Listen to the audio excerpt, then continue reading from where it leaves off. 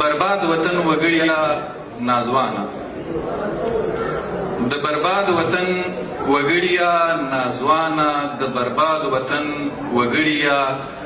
نادانه د برباد وطن وګړیا افغانه زندگی دی د کونړ په سیند لاهوده خپل خرطوب در پېښه کړې هیاهوده د خیرت کاسه دې ایښې په ډېران ده دروازه دې بنده کړې د وجدان ده هوره ښځه دې بچیانو ته په ویر ده جهالت دې پښه تړلې په زنځیر ده د وطن د ازادۍ دعوه دې خامه پروت ډېره کې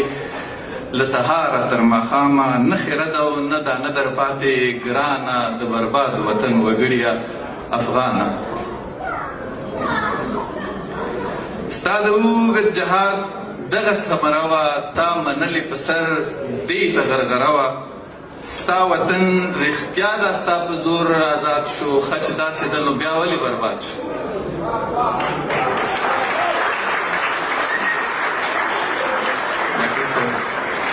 ستا وطن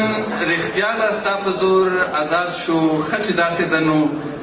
اوس ولې برباد شو آیا ته په شروع کړي جنګ خبر وې آیا ته د امریکې د زړګي سر وې آیا تا چې مکتب وران که بیا دې جوړ که یا په لور دې کوم کمیس مکتب کې زوړ کړ لاړې خپلو فتوو خوړې جانانه د برباد وطن وګړیه افغانه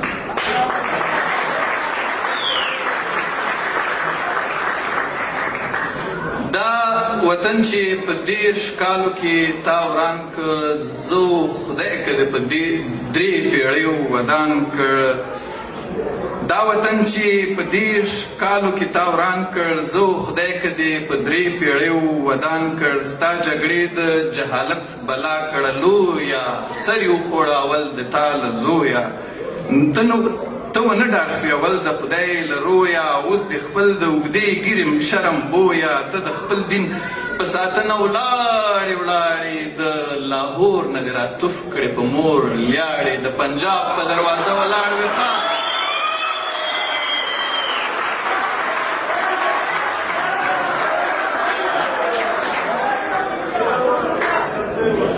دا وطن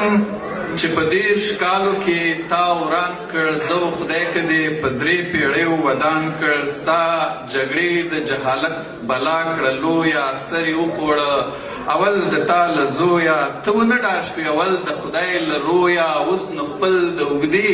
ګیرې شرم بویه ته د خپل دین په ساتنه ولاړې ولاړې له لاهوره دې راتوف کړې په مور لیاړې د پنجاب په دروازه ولاړ وې خانه د برباد وطن وګړیه افغانه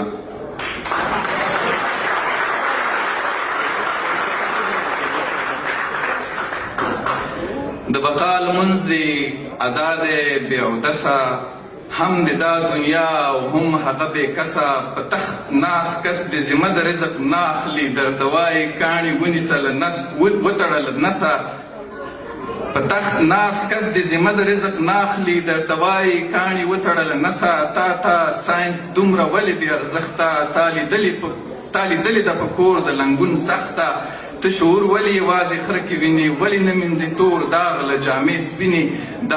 د وطن آب و دانه ولې بدنامه دا چې ته پکې رالوی شوې بد فرجامه لږ راستون شه د ذلت په لار روانه د برباد وطن وګړیه افغانه ډېره مننه